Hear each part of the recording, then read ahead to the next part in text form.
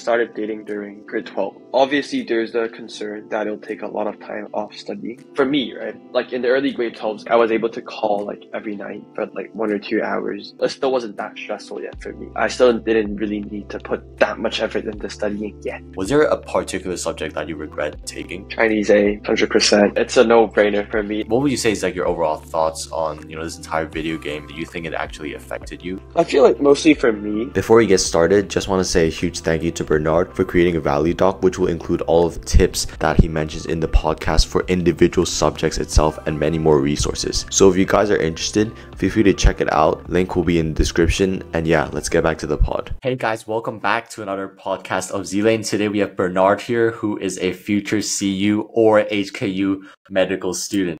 So without further ado, Bernard, why don't you just give a brief introduction to yourself to all of these passionate medical students here watching? Okay, so hi, my name is Bernard. I'm, as Bosco said, I'm going into med, and my hobbies are playing football and watching anime, and very rarely reading books. My IB subjects are HL biology, chemistry, economics, as well as SL English A Lang and Lit, Chinese A Lang and Lit, as well as Math AA SL. Predicted IB scores of 44, and glad to be sharing with all of you. Nice, Bernard. So, before we start getting into all of these academic and talking about, study tips and everything, what type of person would you actually consider yourself to be? I feel like I'm relatively outgoing. So, like, I enjoy hanging out with my friends sometimes. I like going out, like, whether it's like, going out, like walking around in like Causeway, or like going out to someone's house to game or something. Like, I enjoy doing stuff like that. I also enjoy like talking with people, like in like summer camps and stuff. I like meeting new people, like engaging in new conversations, striking conversations with people. Yeah, I feel like I enjoy those stuff. I wouldn't say I'm particularly hardworking. So like most of the time I feel like I just do what needs to be done. But like I know that I procrastinate quite a bit. So like I won't say I'm overly hardworking, but like I manage to get like stuff done. Yeah. Just to let also the audience know, how did you fall in love with the whole, medical industry? Was there like a specific story that you could share? Oh, to be honest, I don't think there's like I don't even know how it happened. It's like I think I remember like back in grade 9 or something, like I still wasn't too sure about what I wanted to do, and then so like I was like looking a bit into like teaching, looking a bit into law. I was looking into a bit of everything. But then I think it was like a TVB show or something. Like I watched a show about doctors and that might have like sparked my interest in medicine. And then my brother also had something, and then that made me want to go into medicine even more. But I guess like if you use it in your personal statement, don't use reasons that are too cliche. Yeah, like I don't know, like for me, I talked about how, I was like back in the past, or like back in, I had like a particularly interest in anatomy, or like body anatomy, or like biology in general. And then after research, I found myself to like be interested or enjoy the field of medicine. And that's why you go into like the industry. Yeah. Mm-hmm. So, with this entire personal statement, like how much of an impact do you think it actually made on your entire application? Oh, I think for the UK, it's a pretty big deal, like, because they don't really look too much on grades. So the personal statement is like a pretty big deal. But like, I feel like for Hong Kong, it's more like grades based. So like most of the time, as long as you get like enough grades, they'll schedule an interview with you, and that interview is the most important part, I think. So for HKU, except for the interview process, like except for the part leading to the interview process, like whether you get the interview offer or not, the personal statement, I don't think it has any other impact because they don't ask about it in your interview. While for CUHK, they might ask you like personal questions during the interview, but I'm not sure if it's with your personal statement or something else, which I'll go into like even more depth later on. Yeah, I got it. And yeah, for sure, we're going to be going more in depth with all of these, application process. So, jumping back to, I guess, what is it? It's going to be about 3 years for yourself. So when you first joined CDNIS, And if you guys didn't know, Bernard actually transferred from a local private school. I wouldn't say like local, but local private school, St. Stephen College, to Canadian International School in grade 9. So how was that, overall transition feeling for you? Oh, I feel like obviously at first when you join a new school, you won't have like your closest friends and you'll need to find like new friends, right? So like obviously that process is like hard and like I struggled a bit. And then also like it's hard to like transition between like programs because like the overall like mode of learning or how school life worked in like St. Stephen's was very different with Canadian. Like let's not talk about the curriculum, but like let's just say like even just life in general. Like in local schools, you like every time like class starts, you like bow and then you say, "Oh, good morning," so, like stuff like that, right? But then there's nothing in like international schools, and like some teachers like they don't like it's less strict, I guess, and it's more free. Um, and also like COVID didn't make it any better because like when I joined, school started like an online school, and as it was COVID, and like it was pretty hard to make new friends over like online because like you couldn't really talk with them. I really didn't get to like know their interests and everything. So yeah, it was really hard. But then overall, I think like after like school, like overall school started, I started like playing football with this group of friends, and then we like bonded, and then had lunch together, and then, yeah, that was pretty nice. And then afterwards, it just went pretty well. Yeah, so in terms of, like the more academic side, as I think many people would want to like question you about, like was there really such a big shift or like was it easy to adapt for you? I feel like something that was like, I guess, the worst thing about transitioning was math. Like cause like for our school, like there's like math, crit A, crit B, crit C, crit D, right? And then so for those who don't know, crit A is mostly like understanding based. So it'll be more related to like the local school type of math, where you're just like answering questions and stuff. Crit B is actually crit B, C, D are all stuff that local schools don't have, or like at least St. Stephen's didn't have. So crit B is more about like pattern investigation. Like they give you these questions where like you have to find patterns or like have to find like a general formula that fits all the patterns.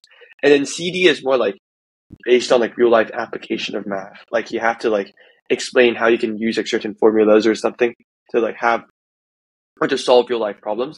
And I had like difficulties or I struggled in doing this because I like the skill set I learned in local schools didn't really apply.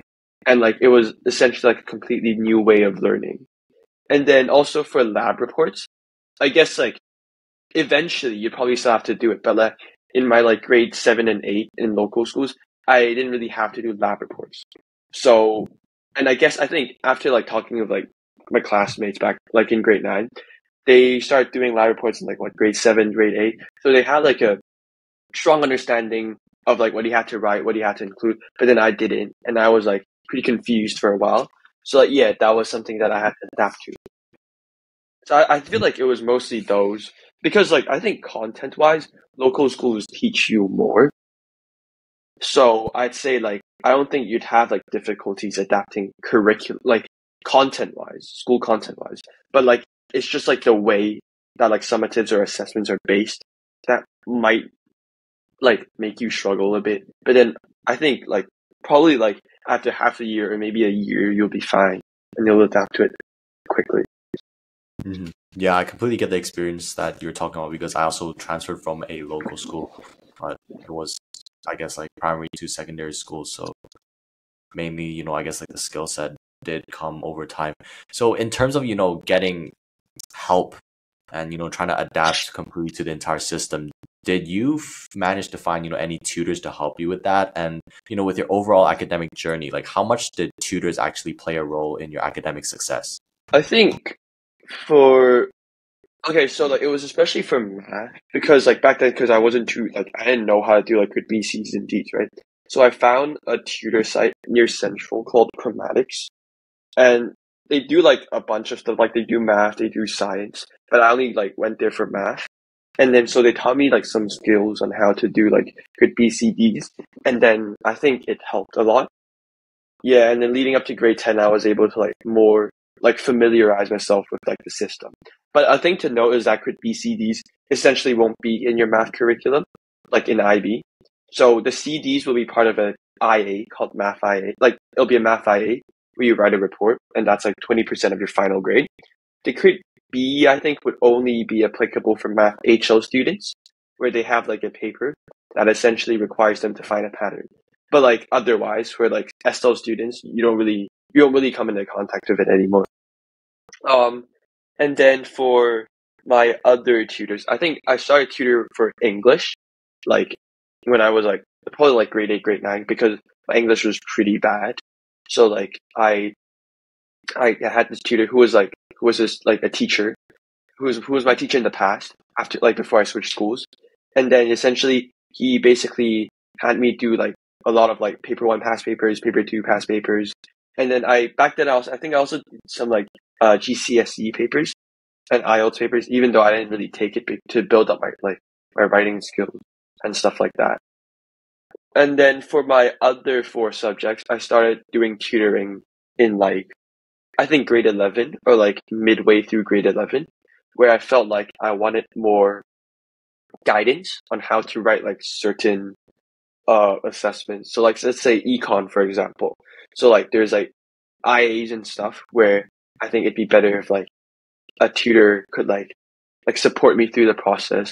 Like they could like tell me, or like, oh, like if like a certain part of it is pretty bad, and then I have to change it myself.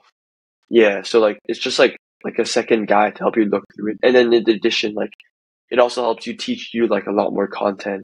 Like they can like explain stuff that I guess if teachers didn't really explain it that well, or like you just want more like information about it, you can ask your tutors about it. So I think like for me it worked pretty well.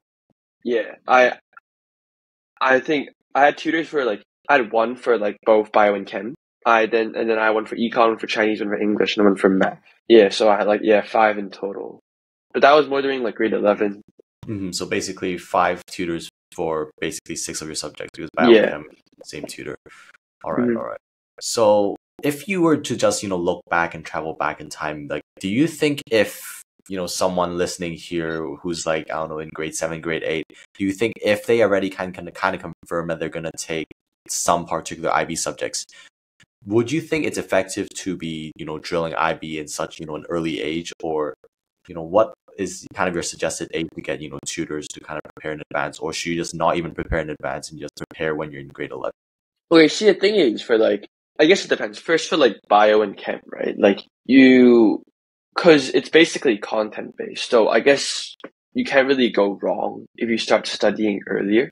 But the thing is, it's because actually it also depends on your school. Like during grade 9 and grade 10, teachers might teach you like the basics or like the foundations that allow you to grasp the grade 11 subjects or like grade 11 bio and chem content more easily. So I guess like, see, the thing is, it's because like it's been a while since like grade 9 and 10, so I don't really remember if it really helped. But I guess if you think you're like a strong learner, like you can memorize stuff well, you're like strong, like you're pretty strong on understanding new content, I feel like you can try to start earlier. Like there's a bunch of like different websites that give you like overall content in like a very easy manner. So let's say like for biology, there's a website called BioNinja, and that works very well. Like it essentially like streamlines all the content you need, and then you can essentially just look through it, and then that gives you like a basis of the content. Like I feel like for science, there's not really a point drilling in papers that early, but I guess you could just like learn the content. Yeah, like there's like you can use flashcards, which work pretty well for me. Even though if I can like turn back time and start in grade 11, I'll start earlier and like study with flashcards in like a more like routine, orderly manner. But I guess like if you're starting now, it'll work pretty well.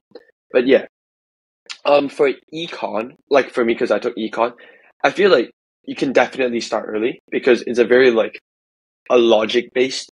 I feel like it's a very logic based subject. Like it just comes like, I wouldn't say it comes natural, but like it's very logic based. Like as long as like you understand the whole concept behind it, you can essentially get like 7s pretty easily because like you're essentially just explaining every process that leads up to like your policy, whatever impact you want to make. So like I feel like you could just read up on like the concepts, or like you can read up on like there's probably like a bunch of different websites that can help you. I didn't really use online resources for econ because like I started learning in like grade 11 and 12, right? So I just used school stuff. But I guess like you could probably start pretty easily. For Chinese and English, I'm not too sure for me because like my tutor felt like I had to like build up the writing skills first, and I guess you could start with like paper one for the AE course. Like you could start with paper one, which is like essentially unseen literary commentary. I guess you could start like putting points on like what like techniques you see, and then checking them with like the mark schemes of IB papers. I guess you could do that. For paper two, I'm not too sure if it worked because paper two, for those who don't know, is like you're comparing between two literary works that you would have studied throughout your course. So if you don't know what your course is, I don't think there's like a strong or like a primary concern for you to do paper twos because like if your works are different, then your quotes will be different and everything will be different. But I guess you could still do it with like different works or works that you're familiar with to build up like the skill set of comparing works. But I guess if you're in grade 7 or 8 or even in grade 9, you probably won't be able to have like a strong understanding of whether like what you're writing is correct or not. So I feel like for English and Chinese, especially at a younger age, if you really do want to like start on the IB process, it's probably best to find a tutor. But like I won't say it's necessary if you start grade 11 or 12 because you have your teachers who can help you, who will give you like comments and stuff. Like I have a few friends who don't have like tutors for English and Chinese, and they do pretty well as well because like they have like teachers who will teach you like what to do, right? So yeah. What else was there? Math. I don't think you really need to start early for math. Like it's probably best for you to like because like some of the stuff you have will be taught in grade 9 and 10. I feel like it's better to just have like a basic foundation to like understand more about like the more basic math before you start like into the more advanced stuff. So I feel like for math you don't really need to start that early. But I guess I mean of course if you're like again a strong learner, like if you're strong in math and you really already have like no problem if you're like middle school or like grade 9 to 10, then I guess you can start early and then you can just start learning more about it. Mm-hmm. I'm not sure if it's really necessary for a tutor. I'd say like it helped me, but like I'm saying like as long as you have like exercise books and stuff, I don't feel like it's like a completely necessary process. But obviously it's up to you and like how you work best. Pretty well explained there. So, I just want to circle back to the point of, the transition between, I guess, St. Stephen and Canadian. So was there like a specific motive or like, some specific reasons for this transition? I feel like, again, it was more my English. Again, I'm only speaking on like my personal standpoint. It doesn't mean anything like elsewhere. It's only my personal standpoint. But I remember my parents saying that like, okay, so like for some context, so basically in SSCPS, so like the preparatory school, it was more like stuff was more like English based. Like they had like Western teachers or like white teachers. So I think my parents felt like my English was overall better, like my accent was better. But then after I transitioned to like the secondary school, they felt like because I wasn't using English as much, so they felt like my English had like turned back to like a more like a local accent, if you get what I mean.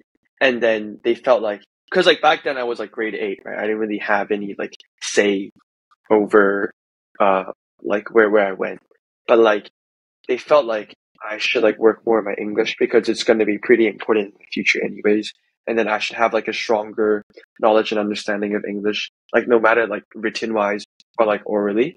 So they wanted me to switch to like an international school where they'd have like I guess like a better atmosphere where like I would be able to like improve my English more. So I guess it was mainly that. And there was also the part about IB. So like even like St. Stephen's does have like an IB program, but I guess they wanted me to move over to an international school. Yeah. So that's why I went. And were you pretty much grateful that, you moved over and you didn't have to take like the DSE program for, everyone who's listening and who's currently probably taking a DSE to try to get into HKU, like what would you say are some like tips that you heard for them, if any? Oh, so I'm not too sure about the DSE process. Yeah, because like even most of my friends in St. Stephen's, they took the IB. Because like essentially for St. Stephen's, I think there's like 2 classes out of like 6 who take the IB. So that's like roughly like 60 students. So like I'm like most of my friends take the IB. So I'm not too sure about DSE tips. Yeah, no problem, no problem. Yeah, I was just actually wondering that on my head. So with all of your 6 subjects that you've briefly explained, was there a particular subject that you regret taking? Chinese A, 100%. Yeah, it's a no-brainer for me. Like, I think even at okay, so it was because back in grade 10, I think it's a bit different now, at least for our school. But like for my year, they essentially based what courses you could take for Chinese on your grades in grade 10. So like back then, because I didn't know what it meant, so like my grade 10 Chinese grades were pretty good. And then so I was essentially forced to choose like ASL or like the A program. Okay, and then but like I didn't really know what it was back then. I didn't really do enough research. And I was like, oh, it should be fine, right? But then after like grade 11, I found out that it was actually a lot harder than I expected.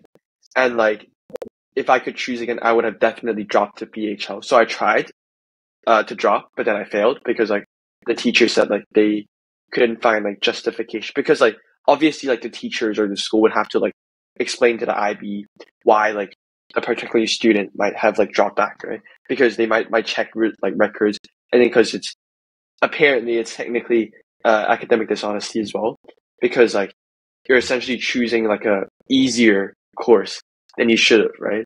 Or that fits your level. So I wasn't allowed to drop, and then so I had to take ASL. And I guess like it's not that ASL is like super hard, and then I had to like put like a lot more time into it. Actually, yeah, I probably did. Like I think if it was for me, if I took BHL, I probably wouldn't need to study a lot for it. But then I still needed to put like a lot more effort in for A. So I guess, and like the thing is, it wasn't really like particularly important for my courses as well. Like, I guess you might have an advantage if you have like the bilingual diploma for Hong Kong schools, because obviously for Hong Kong schools, they look at your Chinese grades, right? But then would it be like a make or break thing? I don't think it would be. I don't think it'll affect it too much. My Chinese teachers did say it'll affect a lot, but I don't think it does. Like obviously like time will tell. Like, but I don't think it'll make that big of a difference. Yeah, so it's probably Chinese A. I think for my other subjects, I I enjoy econ. So I don't really regret taking it. Math, I was never gonna take HL anyway, so this was probably like the obvious choice for me. English, same. And then for bio and chem, it was pretty much like recommended for medicine students anyways.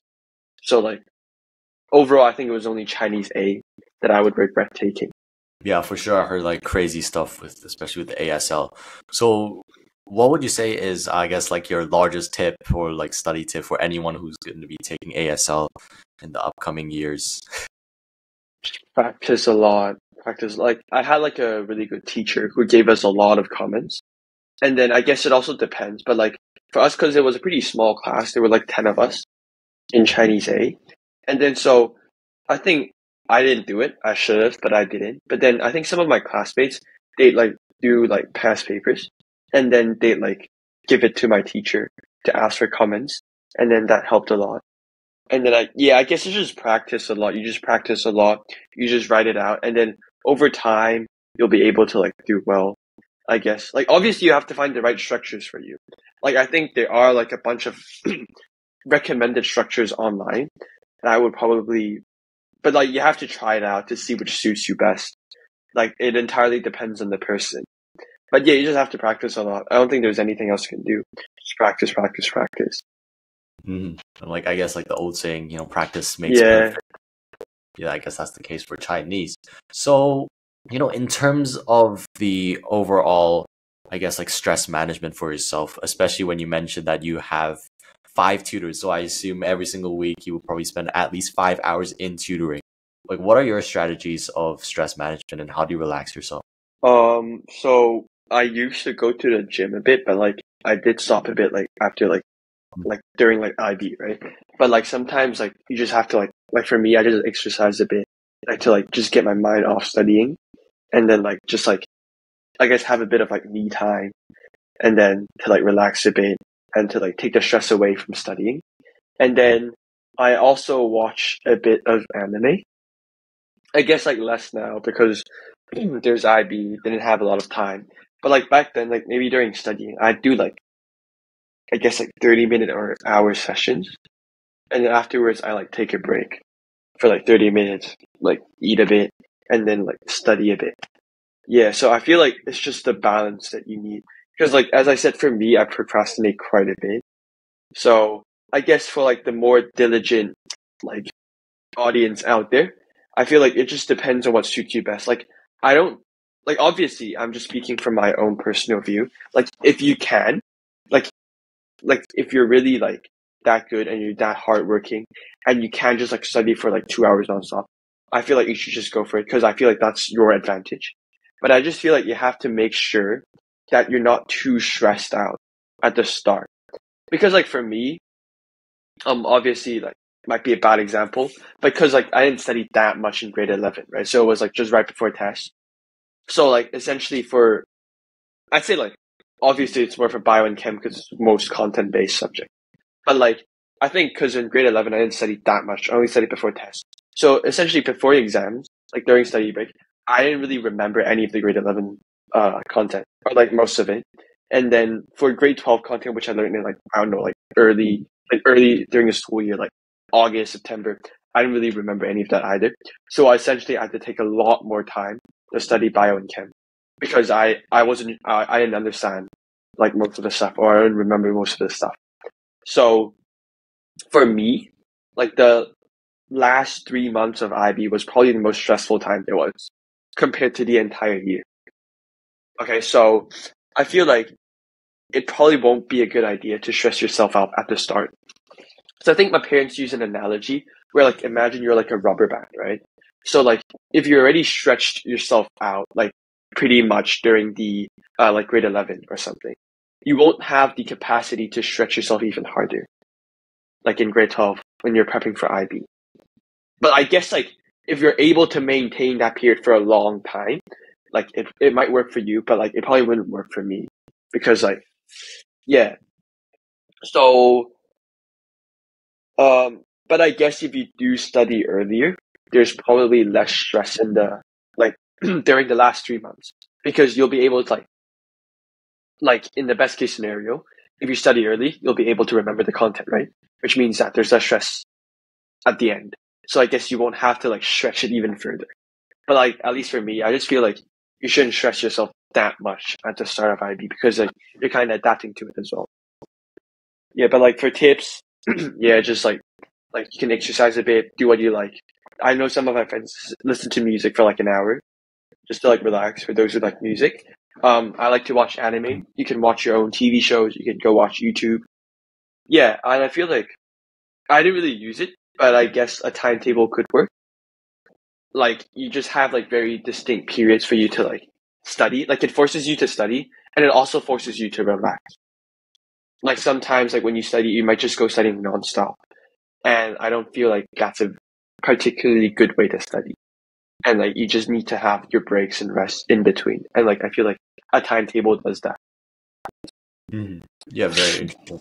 So I guess like what are your overall? I think you do also like play some video games at times, right? Yeah. So yeah, you're probably gonna be doing that for like the next 2 months with school over and no more exams. But what would you be? What would you say is like your overall thoughts on this entire video game and like how often did you actually play like in I guess like in the past and do you think it actually affected you? I feel like mostly for me, that's for computer games. I only played them during holidays mostly. So like even if I didn't even if there weren't any like assessments and stuff, like I didn't want to start the sorry. I didn't want to start the habit of like gaming. Like especially during like even in grade 11 because like obviously like if it's like one-off games then I think it's fine. But like let's say for like I don't know like for FIFA or for like the other game I play Elden Ring or like Zelda or something. Like if you start a new like save file or start a new game, you have the urge to continue playing until you end it, right? Until you like beat the game. Or like for FIFA, you'll want to like continue build your ultimate team. You'll want to continue building it. And that like in the long run I thought it'd be like pretty bad because essentially it'll take a lot of time off studying, even if I like needed it. So I just didn't really go for it, except during holidays, right? Like I had a lot of time and then I gamed a bit. For mobile games, I just might be bad for me, but I continued playing even during the IB, like exams. Yeah, I was still like playing new games, and I was still playing during IB because I feel like it's just like a good way for me to like relieve stress. Obviously, it takes time off studying, and it's like a pretty major like cause for my procrastination. But like I feel like essentially, if you can balance it, I think there's not really like a need to stop it. But again, the main emphasis is on balancing. Like, if you can't balance your like gaming lifestyle and your study, you probably shouldn't pursue your gaming lifestyle. I feel like for me, I can balance it pretty well. So I just continue gaming. But like, I guess again, it depends on the person. Like a lot of these tips depends on the person. Like for me, I could like still game because I don't think I have that big of an addiction. And like I guess I chose my games well as well. But like for like more addictive games, I don't think it's a good idea to start it. Mhm. Yeah, and like referring back, I just want to talk about like you got an IBPG of 44, and that's just 1 point away from full marks, which is actually pretty good. And many people would be really happy to be getting the grade that you have, especially with the biochem combination. How much studying do you actually need to do? Like considering how you said like in the beginning with grade 11, like you really just study just before the test, and I assume that predicted grades is measured based on the entirety of the year, like how you did on the test, and obviously with the finals, and it's basically a grade given by the teachers, right? So like in general, if let's just say for example we have a person who doesn't really study a lot, I guess, and they really like playing a whole lot of video games, like, and they just want to get like the minimal study and maximum grade, as many people want. Like, obviously it's different for everyone, but is it really that important to be studying, or is it more important to have like that impression with the teacher for the predicted grades, or is there another factor with the predicted grade? Okay, so for predicted grades, for our school, like for CUHK, it was more related to your summatives. Like most of it was your summative. Essentially, you can think of it as an average of your summative grades. And then obviously there's like your grade 11 final exam. Okay, so for those who don't know, for our predicted grades, we essentially had three. So there was one in the summer where it was a range of grades for you, and like it just like told you they essentially told you a range. Like it could be a range, it could be a solid grade, but then essentially that just tells you whether you need to like work harder on it. Okay, and then there's one in October, I think, for people who are applying to the UK because UCAS deadline's like mid-October, so you kind of need your grades. So there's like an early PG in October, and essentially what it is, it's like it's like for our school, you essentially have like one more summative for each subject during like the first 2 months, like September and August, and it'll be your grade 11 year plus that summative that determines your October PG, and then for you also get like a November PG, and then for some subjects you have an additional summative, for some you don't, and then that just depends. But so I'd say most of it is summative based. Like most of it is your grades. Like there's not really a lot of room for teachers to like alter your predicted grade. But obviously it's a very strong it's also a pretty strong factor. Even though I won't say it's the most major one. Because like, let's say if you're on the boundary between the 6 or 7, if you have a good impression of the teacher, like they'd be more inclined to bump you up to 7. Because like, obviously it's not a solid grade, right? It's a prediction. Like, if you've performed well in class, you've answered a lot of questions, then if you've shown like a strong understanding of the subject, then they'd probably be more inclined to bump you up because they feel like, because obviously it's a predicted grade, right? You still have like what? Like half a year before your actual IB exams. So obviously you'll be able to improve, right? If you have a good impression of the readers, if you ask a lot of questions, answer a lot of questions, and you show that you've exhibited a strong understanding of the subject, even if your grades or your summatives aren't there yet, they might feel like, if you have a good impression of them, they might feel like, oh, I think this student will be able to improve throughout these 6 months in order to get like a 7. And they will most likely bump you up. Obviously, this depends on the teacher, but like I'd say for English, for me, I think that was the case because I like between my October and November PGs, there were no English summatives, but my grade got bumped from a 6 to a 7. So I feel like from memory, right? The only thing I did more was ask more questions and answer more questions in class. And I think, or like, there might be a bit of homework, but I didn't really pay that much attention for homework.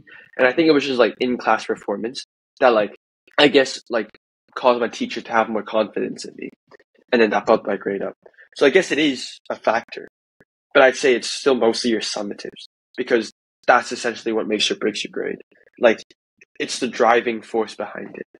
Yeah, that's actually a pretty interesting factor because I know I also talked to a couple other people and they mainly said like some people say that it's pretty effective. Some people would say it's more about, you know, the subject because English is a kind of a more subjective subject compared to other ones. And if you're like comparing to, I guess, like math or something, like if you reach to a certain level, you really can't bump up because it's literally on a test, right? There's only right or wrong answer.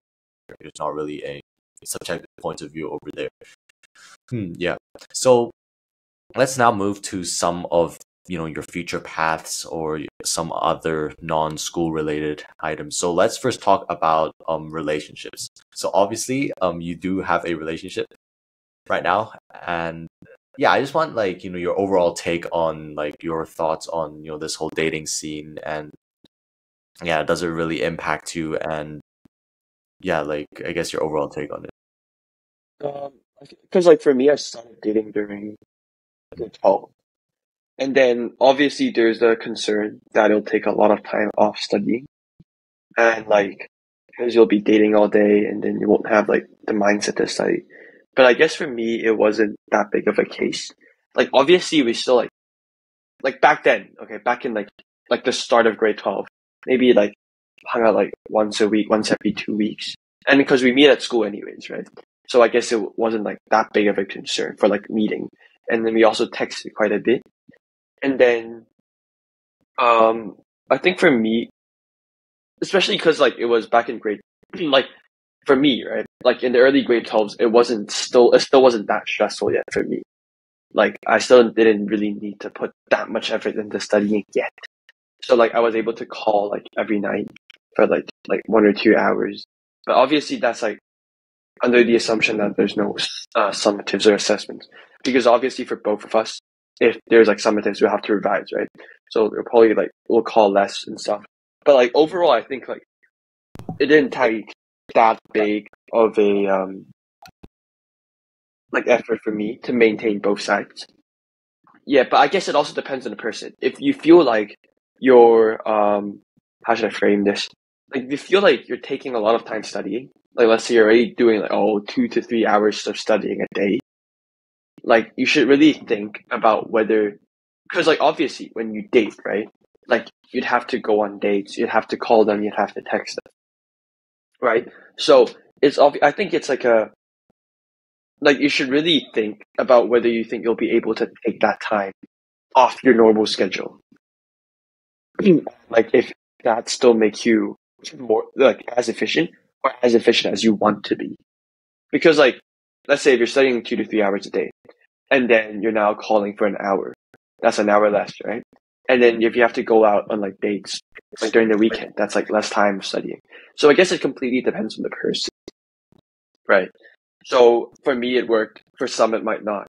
There was also like a problem during like study break for me, like because my girlfriend felt like while we were calling, I was like, because I was still revising during study break, and she felt like how should I frame this? It's like I wasn't like prioritizing her, and like I didn't really give her like the attention that she wanted.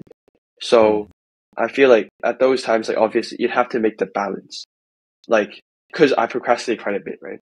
So I essentially like, we had a talk, and I tried to like essentially not procrastinate as much, and then work more throughout the night, and then we could like call for an hour without like any studying, and I would be like focused on her because like obviously like even if you call, right, like quality time is like very important, and then I guess like now that I think about it, it's like pretty bad on my part as well. It's like I'm not paying my like attention on her, and like I'm just studying while calling, and it's like pretty disrespectful to her as well, right? So yeah, and then I think that was like one of like that was one of the only problems actually throughout my like IB dating life. But yeah, I think again, it might be repetitive, but it depends on the person. Like if you can't strike a balance, don't go for it. If you think you can try. But yeah, obviously like you won't like it not only depends on like you, it also depends on your partner, right? Like if they require like a lot of attention throughout the day, like they want you to like meet up like twice or three times a week, and you need like a lot of time studying, then I don't think that'll be a good balance. So yeah. Yeah, and I guess it's really about, you know, defining boundaries between relationships. Like I think that's a really important thing to do in the beginning as well. And yeah, really just seeing if you actually have the time to commit, because yeah, a relationship can literally be taking as much time as everything else in your life. So, you know, talking about like the EEs, the TOKs, or interns, which one would you say sounds the most interesting to you, or that you thought was the best? Interns? Yeah, probably. Like, I feel like for me, because like I think for me it was only over the summer. Like I went to like a hospital to volunteer, where like I was able to uh like understand more about like working in a medical setting. Like I didn't really work as like shadow a doctor during my like volunteering process, but I was under like the medical like medical social workers. And then so essentially I was able to like interact with like patients. Like they're mostly like it was mostly the geriatric department. So it was more like elderly patients. And then I was able to like lead activities and events. And I feel like that improved my communication skills because obviously as like a doctor, you'd have to like talk with like probably patients of different ages, right? So I feel like it was pretty like eye-opening experience for me where I was able to learn how they like effectively communicate with like elderly patients, and I was able to learn more about how to like talk to them. And then I also shadowed under a occupational therapist. And then I think obviously like it's not like surgery and stuff, but like I was again able to understand like the procedures and processes of what it's like to be like a medical professional, like in a hospital, like for a day. And then I was able to like learn more about like different tests they did, how they talk to patients again. I think it was like the most um effective or like the most valuable piece of knowledge I gained was how they interacted with patients. Like it's different to like how we normally do it. It's like they talk in like especially because it was more for elderly, but like in a slower, clearer manner. And like obviously, I guess it's like maybe it's like a given for most, but like it's still like the way they did it was still made me like learn a lot. And then also it's like how they work in a medical setting, like the teamwork they exhibit, like the clear communication skills. Yeah, I feel like those are pretty important. For you said E and TOKs, right? Yeah, for E's, I did biology. So essentially for like biochem and I think physics as well, you essentially just do it's a glorified lab report. So like you just do your lab work at first in like probably late grade 11 for our school. and then you start working on your report during the summer, kind of your first draft, and then I think it's due in like October or something for your final. And then I feel like that, like I won't say it was particularly stressful because like it's a lab report, right? Like you essentially know what you have to write, so I think that was okay. For TOK, I didn't really do well for my exhibition, so it was a pretty bad experience for me. Yeah, but then the TOK essay was also pretty annoying. Like I think TOK is a strong suit of mine because it's like very like it's abstract. It's a lot of, for lack of a better word, yapping. Like you just talk a lot, you just yap a lot about like philosophical concepts and stuff. Like I think there was like I forgot the prompt I did. It was like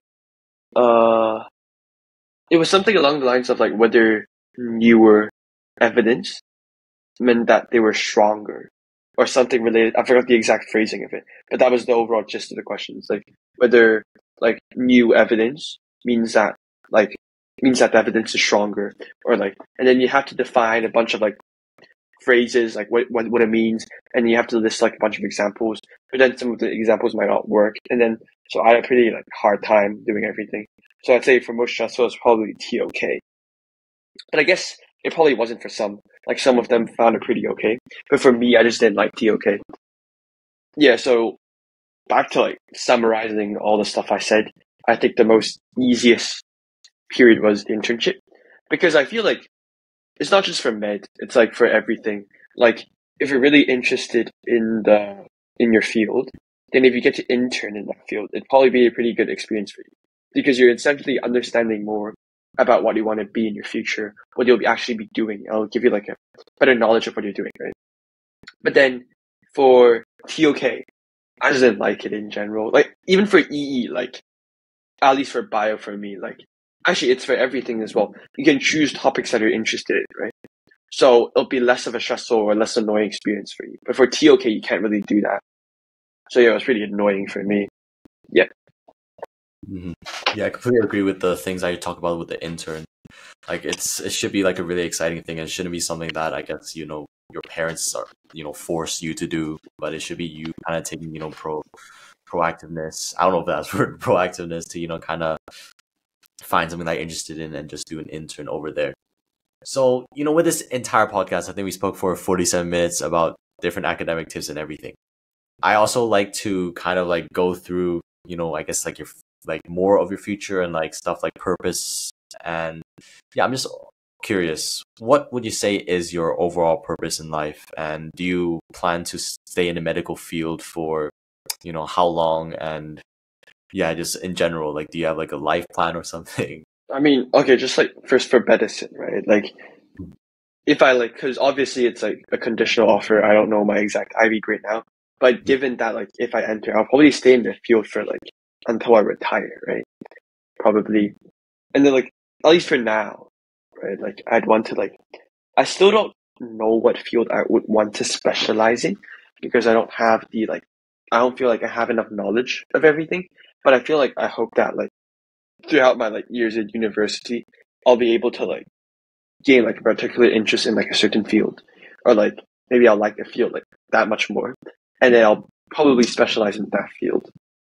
For life plans wise, I don't think I have that much yet, but like I guess purpose, it's like have like a nice family, like live a comfortable life, be able to provide for them, just essentially have like a cozy, warm life in general. Yeah, like I don't think of that much into fame and all that. It's just like to like have a nice, comfortable life with the people I love. Like if you were to define like something bigger, like do you have like a bigger ambition as to helping like X amount of people, or have you thought about that, or consider anything along? Oh, maybe it's because like I have a sibling as well. So actually, my like my girlfriend also has a sibling.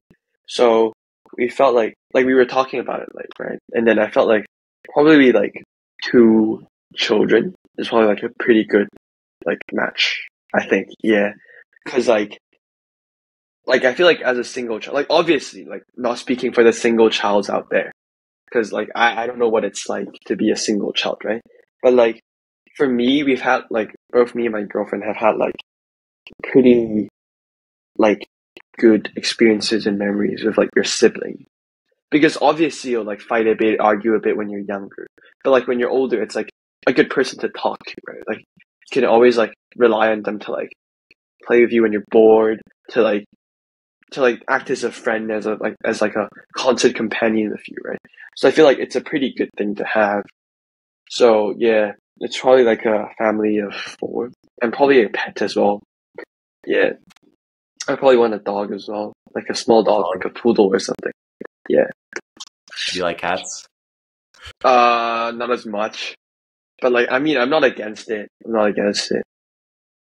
Yeah, and especially I like how you mentioned the family of four. I personally also have like a brother, so I can kind of relate to that experience. And I guess it's all about like the future, right? Like if I guess my parents always say if there's something wrong with them, like if suddenly something goes wrong, like if you are not in town, then your brother can kind of cover up for some things, and you can just help out each other. And one day when they won't be here, you still have someone that you can completely trust, right? Because Yeah. basically, in general, family is the only people that you can trust with everything, and they won't betray you unless if it probably won't happen, like unless if they're like evil or something. But in most general cases, yeah.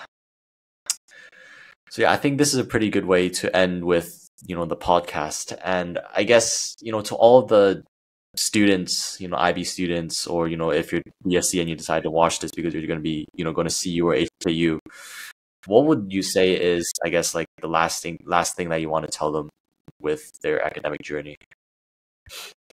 I guess just like work hard, revise more. I mean, obviously the revision bit depends on the person, yeah. But like, yeah, just work hard. Like it's obviously gonna be a hard journey for you. Like you'll have to like essentially like compared to your peers, you'll probably have to put in a lot more effort because like obviously for me, right? Like for our conditional offers for medicine, like especially for Hong Kong, is probably pretty high compared to other like majors. So I feel like yeah, that'll be a pretty important bit to work hard. Um, for a bit more on like interview for HKU and CU. For my CUHK program, revise a lot on like medical ethics, your purpose for medicine. Um, go research on the schools, like the different programs, because obviously each school has a different program, right? Like they'll want to hear more about why you actually want to enter the school. You also have to like, in addition to like medical ethics, learn a bit about medical news in Hong Kong, in the UK, or like globally. Just learn a bit more about that, understand a bit more because they might ask you about it. And even if they don't, you can ask them about it, like to ask their views on it. And like that might be like a pretty good like exposure, or like they get to know more about you, like they understand that, oh, you actually want to be in med because you've actually done research on it. Or like it can also be like a good eye-opening like conversation for you, because like you might have some views on like certain issues that professional doctors might have a completely different view on. So I feel like that'd be nice. For HKU, there's not much you can prepare on, at least for my year, for my interview year. There's nothing I could prepare for, because it's just essentially what it was. It was, I think, 2 4-minute questions, one in English, one in Chinese, and then a group interview which lasted for 8 minutes. All 3 topics were non-med related. So the English one was like, I think my question was how what my views on like children possessing or playing with toy guns were. That was my English question. My Chinese question was, they gave me like a photo of a beach with hands with phones taking a picture of like a beach, and then they told me to like explain my thoughts, or like describe my thoughts on how I saw the photo. And then so essentially for me it was just pure yapping. And then for the group interview, it was something related to our views on homeschooling. Yeah, so there was nothing I could have prepped for. But for CU, they ask you like more personal based. They ask you about your like also for CUHK, remember to like study your personal statement, because they might ask you stuff on it. Because they also require, like for us, they required us to bring in like a CV, like a different CV from like the general university application, and they ask you stuff based on it. So remember to know your stuff really well, like know your CV very well, because they'll definitely ask you questions, and if you can't answer questions that should be your experience, it'll be very sus. Yeah, and they'll probably not have like a very like good impression. They won't have a good impression of you, because like the stuff on your CV should be the stuff that you're most interested in, those stuff that you have like the best understanding and knowledge of, right? So if you don't know that, then yeah, they probably like won't have a good impression of you. So it's mostly that. Yeah, and I guess like to summarize, it's basically all about your interest, right? So just showing that you're very interested in the overall subject. Yeah. So Bernard, I really appreciate you hopping onto the podcast. I really hope that you get to see your HKU. Best of luck. Thanks, man. July. And yeah. And for all the Z-laners who are still watching the podcast, appreciate you guys too. Yeah, me and Bernard are also going to come up with the usual value doc that we do for all of our podcasts, where we're going to be listing out resources and things to be helping you, and action steps, and hopefully that's useful for your application process as well. And yeah, so I'll catch you guys in the next one. Peace out.